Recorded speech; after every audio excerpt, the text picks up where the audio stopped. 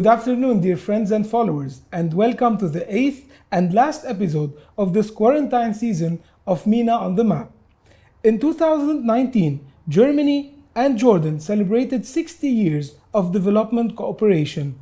This anniversary marks a historical, friendly partnership between both countries on all levels, whether in trade, security, tourism, information and communication technology, arriving to cultural exchange.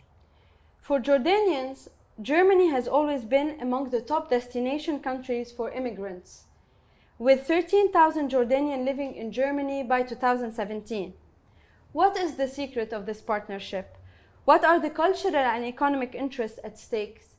And what will be the fate of this relationship in the midst of the current regional turmoil in the Middle East? To answer all of these questions, we came together today in our last episode for this season of MENA on the Map. And to this end, we are happy and excited to be hosting today two esteemed guests, Mr. Olaf Inderbeck, member of the German Parliament of the Free Democratic Party, and Mr. Dirk Kunze, Regional Director of the Middle East and North Africa Office at Friedrich Naumann Foundation. Welcome. Welcome, dear guests. I would like to start first my question for MP Olaf. Germany has long enjoyed close and friendly political relations with Jordan. How would you interpret this relationship? What is so special about it? And what is important for both countries, Jordan and Germany? Yeah, thank you for the great question. The relation between Germany and Jordan is so special and close because it has been a friendship at eye level from the beginning. Jordan is one of our most important partners in the Middle East, and we are talking about a region that is turbulent since decades. Jordan is one of the most stable and reliable countries in that region. Like Germany, Jordan tries to resolve the conflict in the Middle East in a peaceful way. I personally think that this common understanding and the fact that both sides are trying to understand each other's standpoints is the main reason for the special and close friendship. When we are looking to the field of economic cooperation, Germany and Jordan are working together in a way that you cannot find often internationally. The German Jordanian University is one of the main examples for how much both of our countries want to deepen that friendship and for how much Germany values Jordan as a partner and honest broker in the region. Thank you. My question is for Mr. Dirk now. Germany has three levels of diplomacy: interstate diplomacy, cultural, and political. And in the context of the German-Jordanian relations, we can say that Germany highly invested in these three levels. Being the regional director at Friedrich Naumann Foundation, an institution that is trying to create political ties with the liberal voices in Jordan, what can you tell us about your work in Jordan? How is it feeding in strengthening the relations with the country and like-minded political voices? Yes, thank you. You're absolutely right. The political foundation plays a significant part in the foreign German relations, a small one, but very significant in this context, because it goes beyond what we have in institutions. We, by the end of the day, deal with people. We deal with persons. Let me give you maybe just like two little examples of the big variety of things that we do. If I come to think of it, this political concept of decentralization, something that is not super exciting from the very moment on, but if you come to think of it, that there is a complete new level of local governance now in Jordan. There are new local governance councils all over the country, and we are working with them. We are engaging with them because they are basically they're elected. They are new in their new functions, having new responsibilities, need to connect to people, and we work with them on many different ways. We look at their tasks. We look at how other municipality members, for example, in Germany do it, and then we engage with them and try to enable them to do the job that they are supposed to do and where they feel basically by themselves. And if you then also, like on top of that, maybe take them even to Germany or bring German municipality or mayors to Jordan, right away you see that they speak the same language. They don't speak the same language, but they have the same context, they have the same problems, they have the same challenges, they have the same solutions in the end of the day. So this is something that is very, very much engaging with people that we deal with. And another example would be, just the time that we're coming out of Corona. We spent the last 3 months, full 3 months in home office, and we're not able to do the business that we doing as usual. And even in that time, we also didn't just like do business as usual and just transfer basically our workshops into the digital zone. We came up with new initiatives. We created an initiative, Crisis for All, Chance for Everyone. And that is something where we can compile different activities, different projects that are tackling the issue that is now at hand, because we are now changing, or the situation around us, the society is changing due to the effects that we had to suffer. So, for example, Companies in Crisis is an initiative that we're working with here in Jordan, where small and medium businesses are reacting to the new developments that are through to Corona. And as we speak, we have actually like an essay writing competition, the Jordanian Dream, jordaniandream.freiheit.org, where we basically want to gather ideas and thoughts of Jordanian youth, how this new Jordan will look like from their point of view. So there are many different ways that we can interact, and this is basically the work that we do, interacting with people. Thank you, Mr. Dirk. Can you just explain to us also why are you doing this? I mean, and how do you see the perception from the Jordanian community on both levels, official and within the society? Do you feel that you are such programs are welcomed and well perceived by the government?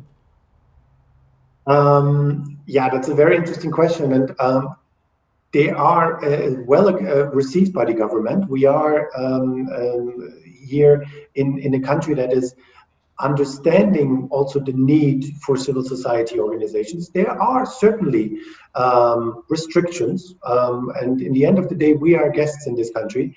But we also need to acknowledge the situation that it is a country that, from its outset, understands the necessity to have an active civil society, and this is in line with what we believe in as well. In order to have an inclusive, democratic society, you need engaged people, you need educated people, and this is part that we do, and therefore we align with the situation here. In many occasions, Germany expressed its interest in Jordan's stability.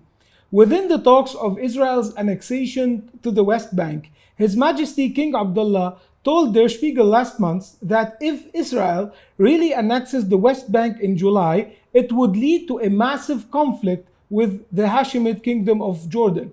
Dirk, my question is for you. Being in touch with the field, how is the annexation affecting the Jordanian political views, and what are the reoccurring arguments on this level? Yeah, here we come to the real and relevant question at the current time in the connection when we look at Jordan in this very context. I always keep saying that the real Palestinian struggle is with the Palestinian people, scattered all over the world, and especially in this region. And we are at the moment in a situation that is a dilemma on many levels. When we look at the part of the king, the government. The king itself is now 21 years on the throne, and I think it's fair to say that he is right now facing his most serious decision that is going to come. And if you come to think of it or look at it, actually, like Jordan and many other Arab states, if you look back in the last years and the developments that had happened, we were actually like making traction on that level in terms of the connection to Israel. Attitudes towards Israel changed. There was progress in terms of the acceptance, even diplomatic discussions happened. Many interests on the economic level, on the security level, all of these kind of things. And with an annexation, this all is certainly like at stake. And the king is very clear. He was saying basically Jordan is Jordan, Palestine is Palestine. So he has to actually balance these different interests that are in the mutual interest of everyone in this region. This is one side. The other side is what you were asking for, the general public. And also here, just look at the numbers. Jordan has about 10 million inhabitants. Inhabitants means people living here, including foreigners, including Syrian refugees, 1.5 million Syrian refugees here. But we also have like more than 2 million Palestinians. So this is a significant number. And for all of them, all of this let's say, institutional interests do not really matter. For all of them, it's an atmospheric and an emotional connection that they have. And the moment these annexation plans would go into force, it would be very clear cut for them. It would very much mean it's a cancellation for the hope of peace that they always had. So, and in this dilemma, Jordan is right now, and it's basically a dilemma for social peace. The issue of the Israeli-Palestinian conflict is very much visible in Jordan, but also Jordan had to suffer from the Syrian conflict. According to UNHCR, the number of Syrian refugees registered as of today is around 657,000. MP Olaf, I would like to ask you in this question, in this context, like Germany also played a major role in supporting the Jordanian hosting community. In your opinion, after 10 years of conflict and the breakout of COVID-19, on which level the cooperation between Germany and Jordan should be intensified? Jordan is one of the main sources of stability in the Middle East. It's no wonder that so many refugees are making their way to such a peaceful and welcoming country when they are fleeing from war and violence. Germany has in the past and will in the future support Jordan in dealing with these very challenging situations. I think in doing so, both countries have achieved a lot. Yet I think we can do more in the field of economic cooperation. The education system in Jordan is outstanding. Jordan has a great potential of skilled young people who are willing to work. Germany, in comparison, has a shortage of skilled young people, for example, in the fields for information technology.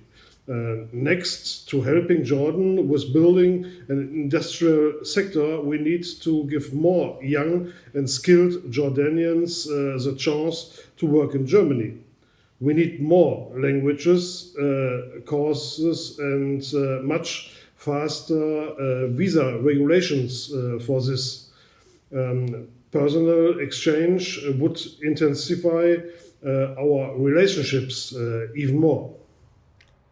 Thank you. My question to Mr. Dirk, in line with the general German response strategy to the Syrian refugee crisis in Jordan, what were the project's objectives of FNF in this stance, and what were the strategic priorities of your response? Can you give us concrete examples?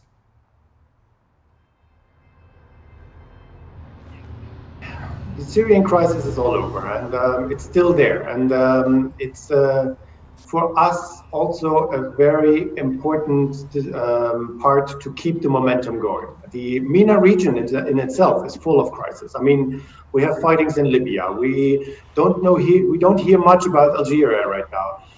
And in your last MENA on the map session, you talked about Yemen. So there's crisis all over, and the Syrian crisis seems to also by that time becoming a normality for us in light of whatever we are facing on a daily basis. And just like all other neighboring countries, Jordan is bearing a heavy burden on this crisis. Now, we are an educational institute, so we have our niche and we have our role to play in this whole context of it. And we're doing what we can for years already. And that is, for example, taking or like designing proper e-learning courses for refugees on human rights issues and so on, being in the camps that are existing here. But we do more than that, because we need to, at least that's how we perceive it, we also have a role to play so that the public doesn't forget about this situation. And so for years, for example, we have a very small project, and I just would like to highlight it here, because it's usually not the one that is getting put on a pedestal, because it's a small side project where we have Syrians in a theater way expressing their own heritage and their own feelings, questioning their situation and so on, and they're expressing it by means of theater, free thought theater. That's what we call it, and they are basically stories of reality. And now, they rehearse, and we're doing this for years already, and they're getting better, and they also showcase this to the Jordanian society. But if we're honest with each other, the Jordanian society is at least closer to the Syrian atmosphere and society and culture than, for example, in Europe. So it's our duty also to bring these stories of the people themselves. They're not transmitted to us, of themselves, to the German society, to the people who are interested, and to the people who keep forgetting that this crisis is still there. And what better can you actually have if somebody gives you a very personal insight in their life, a life that would be otherwise completely shut out from yourself. So these are just like tiny little things that we do on many levels, and we're doing this for a long time already. But it's tiny, as you said, but it's very important, because it's now soon it will be 1 decade for the Syrian crisis, and it means there's a whole generation being raised away from their roots. And such activities that you are doing, they keep this cultural background and this need for them to one day keep this dream of returning to their homeland. Isn't that right? You're absolutely right, and we just need to always strike a balance on what we do and what we do best. And our niche is an educational institute, but this is part of it. I mean, we're not doing it for the sake of purpose of, for example, making a theater. It is questioning your surrounding. It is questioning your past. It is designing ideas for the future in many different ways, and we need to go with time. This is what political education is. It's long time. Long time over, where you just have to gather in a room, do a workshop, you get your certificate, and then you go. It's much more. We are a creative platform for liberal ideas, and we need to affect minds. We need to touch the minds, and we need to get there. And we find always new ways to do that, and this is just one of them. But you're absolutely right. So, in light with what Mr. Dirk said, and Mr. Olaf, you had the opportunity to officially visit Jordan last September and to get in touch with the work of the Friedrich Naumann Foundation on the ground with Jordanians.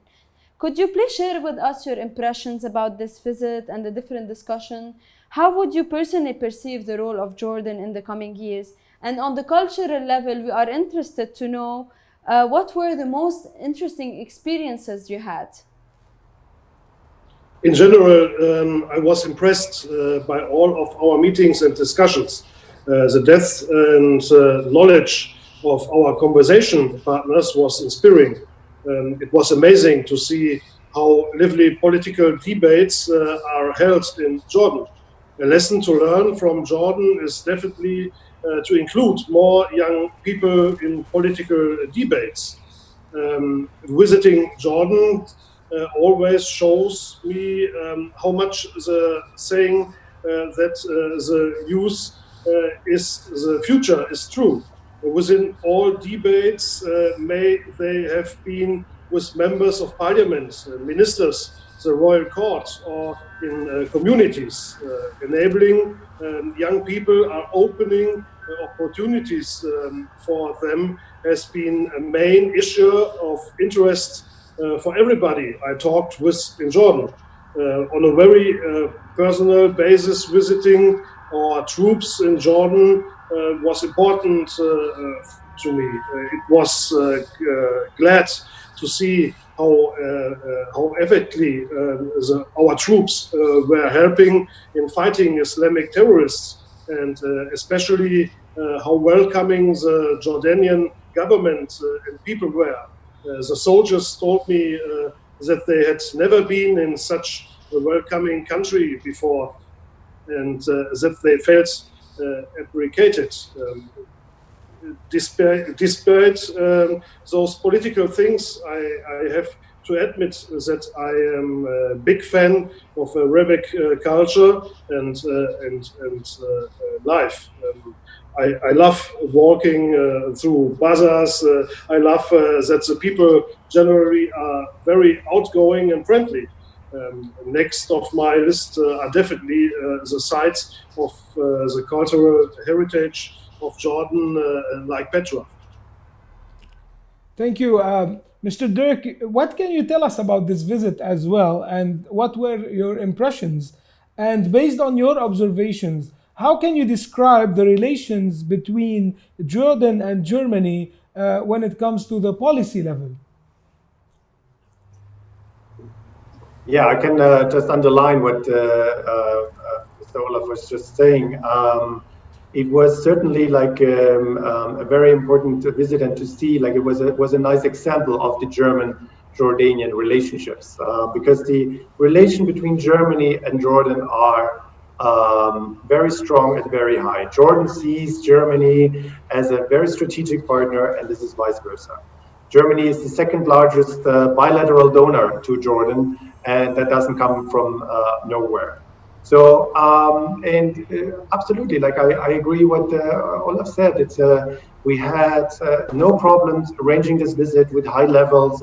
It went to all these very distinguished partners that we could talk to, but we need to, and this is now again like inward bound, like when we talk about the foundation and political levels, we need to use this partnership in the right way, and I'm very confident that we can support partners that are here on the ground to ask the right questions, to actually enable them to do their work for an inclusive and democratic society. This is at least, like this is our role, and if we cannot ask the question ourselves, at least support our partners to do that, because this is what a healthy society like Jordan needs. That makes it stable, and that makes it also very sustainable.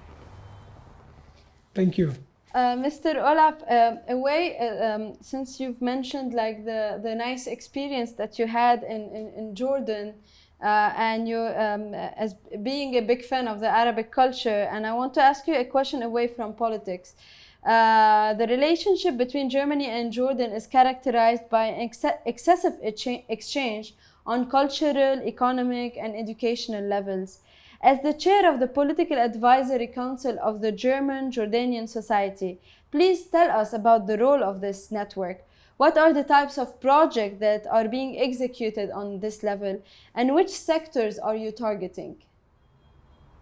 Yeah, thank you, Yara. The German Jordanian Society sees itself as an agent to deepen the relationships between the two societies. The society is impartial and has vast network in Germany and Jordan, with its tradition since 1963. The society is one of the oldest binational friendship societies. In the role, the society arrange culture and economic exchange programs, works together with the German Jordanian University and promotes a vast number of projects on the regional level. For me personally, my favorite program is a youth exchange program. As a father of three children, I know how important it is to train young people in cultural diversity and plurality. The youth exchange program brings together young people from Jordan and Germany in both countries. It shapes the culture understanding and gives them a deep insight into each other's culture. We should never forget that the youth is the future. We're bringing together young people from different nations. We are laying the ground for future close and peaceful relationships. As chair of the political advisory council, I am also aiming to strengthen the links between different political levels between Germany and Jordan, state-to-state relationships between our countries are already very close. I want to extend these close ties also to members of the federal and the regional parliaments. This will help us to grow together even more and makes projects happen faster. Gentlemen, I would like to thank you, Mr. Olaf and Mr. Dirk. And in my turn, allow me to thank all our viewers, our friends for these episodes. And I would like also to thank Friedrich Naumann Foundation for creating this cultural and dialogue space over the last 8 episodes. And I hope we can see you in future projects together in putting MENA on the map. And also I would like to give the word to my co-host Yara. It's been a great pleasure having you and being with you in this series of episodes. Thank you, Philip. Thank you, Mr. Olaf and Mr. Dirk, for joining us for this episode. This is, as we mentioned in our last promo video, this won't be the last episode of MENA on the map. This is the end of the first season.